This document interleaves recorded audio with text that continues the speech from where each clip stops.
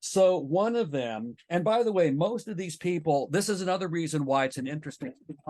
I called the book xenophobia. It's like there's something psychiatric going on. Most of these people are quite prominent, really well decorated scholars. So one of them is Sean Wilentz. He's not just a professor of history at Princeton. Princeton's an Ivy League school, a big major one, and he's a full professor. He's not just a full professor. He's the Sidney and Ruth Lapidus professor. So it's like a named thing, which is really prestigious.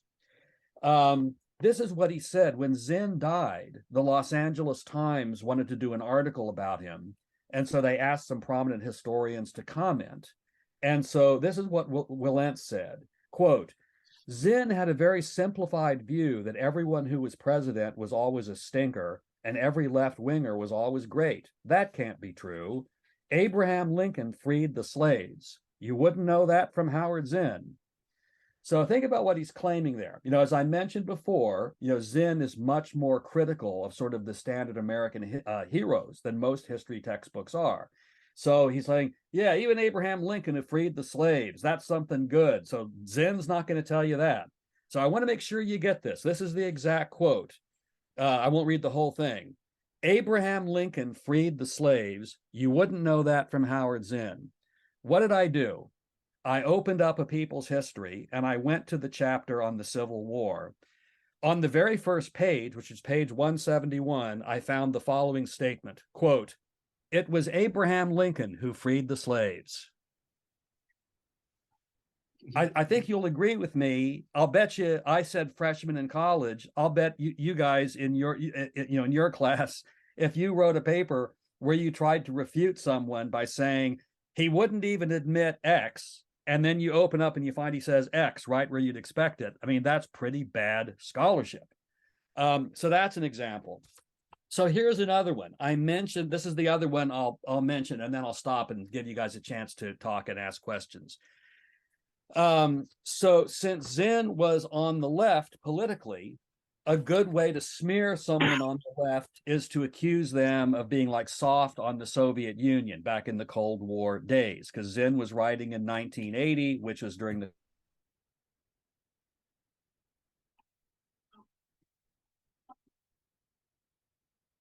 Are you still there, Dr. Detmer? Can you go back yeah, can you go back like yes. 10 seconds? Just did this last time too. I don't know. Our internet connection just like lagged out. Can you go back just a little bit? We lost Yes. So, okay. So, did I finish my point about Sean Wilentz and Abraham Lincoln? Did I finish Yeah. that? Yeah. Okay. Okay. I'll pick it up right there then. So the next one, I was saying that since Zinn was on the left politically, a good way to sort of smear someone like that during the Cold War era is to accuse them of being soft on the Soviet Union, sort of America's big enemy during the Cold War era. And so David Greenberg, a professor of history at Rutgers University, that's what he did in something he wrote on Zinn. And he wrote the following, quote,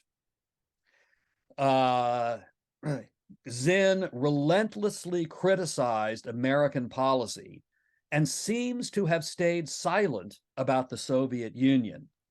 So when I read that, I immediately focused on the phrase seemed to stay silent. And I thought, that's kind of bad scholarship. You shouldn't be writing that someone seemed to stay silent. You should look at their works and see what they said on it. And so it turns out that Zinn said things like the following about the Soviet Union. This is a quotation from one of Zinn's writings. The Soviet Union has been brutal in its treatment of its own citizens, murdering peasants in large numbers during the process of collectivization, imprisoning, torturing, and executing those it considered dissidents, whether ordinary people, intellectuals, artists, or distinguished leaders of the 1917 revolution. The term police state fits it very well. In my book, I provide a number of other quotations from Zinn's work in which he uses the following words in describing the Soviet Union: ruthless, oppressive, brutal, murderous, a dictatorship, a police state, an example of fascism. And he criticizes its, quote, aggression, its atrocities, and its monstrous tyranny. And all of these things are said multiple times and said in works right where you would expect them. Like one of them is in an article called Communism and Anti-Communism. And others of these quotes are in the book A People's History, which is the one Greenberg is supposedly talking about.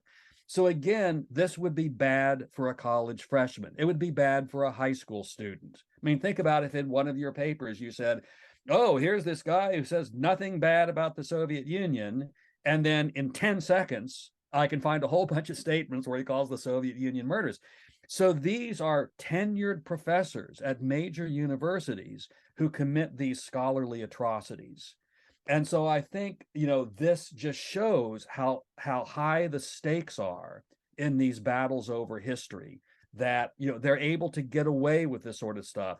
I mean, to some extent they get away with it. So someone like me comes along and writes a book and points it out, and so the people who read my book, know about it. But by and large, they're able to get away with this kind of stuff. So history is this huge battleground. People really fight over it,